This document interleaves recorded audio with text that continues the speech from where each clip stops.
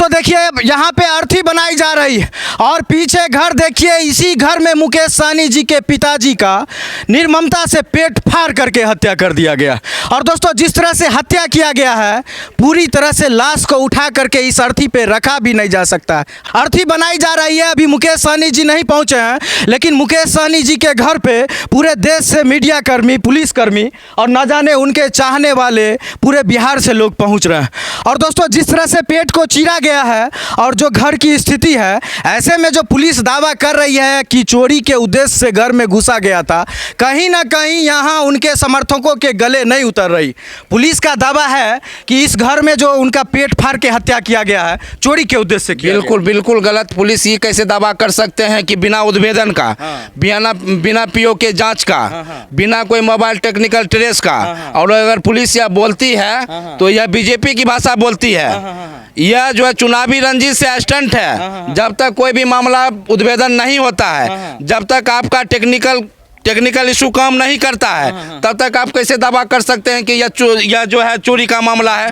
अगर चोरी करना ही रहता चोर को और असामाजिक तत्व को, तो आपके 100 मीटर की दूरी पर माननीय मुकेश सहनी जी का आवास है, वहां भी चोरी हो सकता था। लेकिन एक सीनियर सिटीजन की हत्या, एक वृद्ध व्यक्ति का, एक वरिष्ठ नागरिक का 80 साल की उम्र में हत्या, वह भी बिजली कट जाने के बाद। मैंने स्थानीय लोगों से पूछा, उन्होंने बोला कि रात को 12 बजे के बाद बिजली काट दी गई।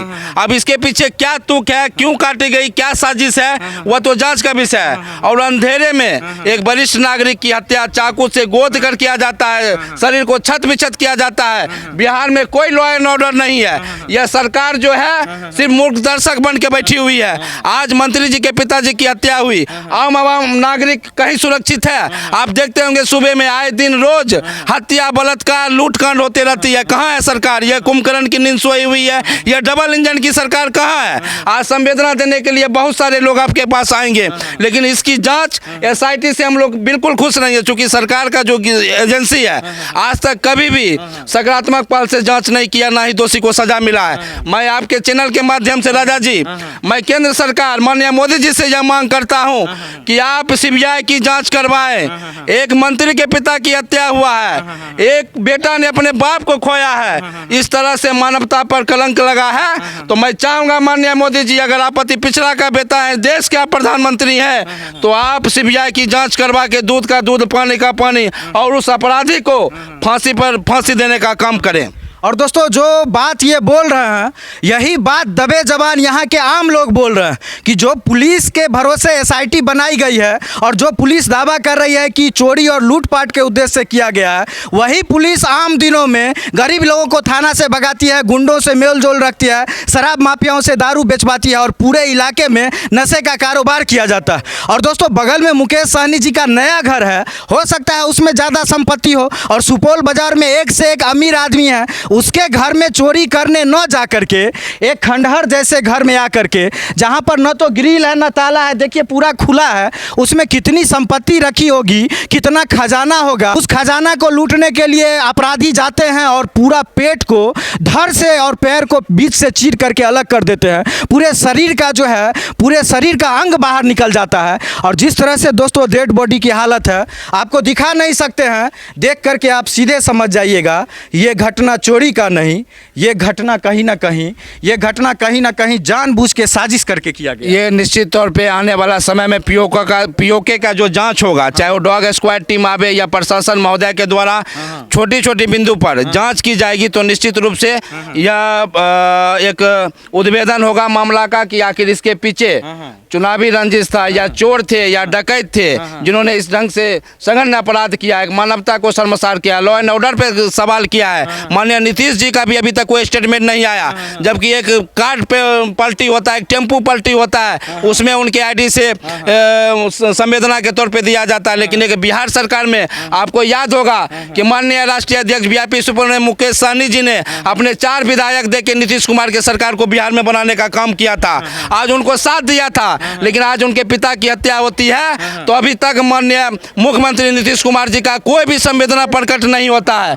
कोई भी हैंडल पे कोई भी अभी तक संवेदना 2 लाइन का उनका नहीं आया है। तो निश्चित तौर पे आप देख रहे हैं जो भी घटना हुआ यह कलंकित घटना है, यह देश भर में कलंकित घटना है। यह सिर्फ मुकेश सहनी जी की पिता की हत्या नहीं हुई बल्कि सूबे के वरिष्ठ नागरिक उनकी हत्या हुई है। यह कलंकित करने वाला, शर्मसार करने वाला और लॉ एंड ऑर्डर की धज्जी उड़ाने वाला है। और मैं पुलिस महोदय से भी यह अपील करूंगा, हमारे एसपी पुलिस कप्तान रेड्डी साहब हैं, आप एक एक पहलू को गंभीरता से इसका निष्पक्ष जांच करें और ये नीपा पोती का काम नहीं चलेगा। नहीं तो हम लोग सड़क से सदन तक आवाज उठाएंगे, चक्का जाम कर देंगे जब तक इसका न्याय नहीं मिलेगा।